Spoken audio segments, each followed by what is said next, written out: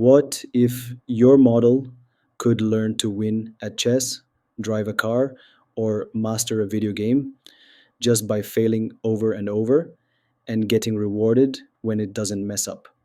Hey, it's Darwish again, and today we're diving into the most badass type of learning out there, reinforcement learning, as known as how machines learn from experience, pain, and reward, just like us humans.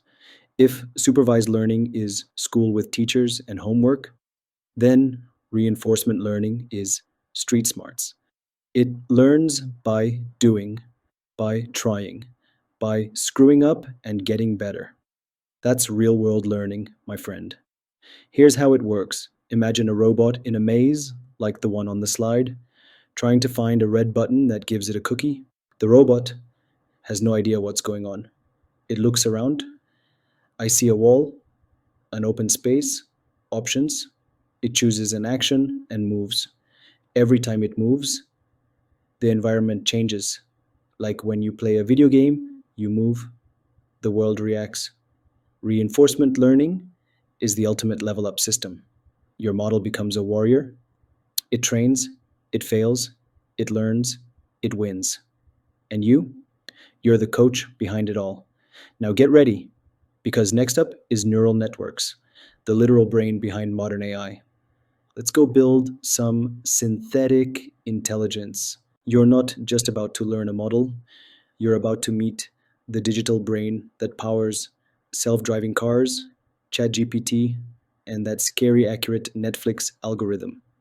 Neural networks sound fancy and mysterious, but they're actually just a whole bunch of math neurons gossiping with each other. Let me show you how this works in real life. Neural networks are inspired by our own brains, with layers of connected neurons, passing signals, making decisions, and adjusting weights, like tiny little scientists. Let's break it down using the three key layers you saw in the diagram. Input layer. This is where the data enters the brain.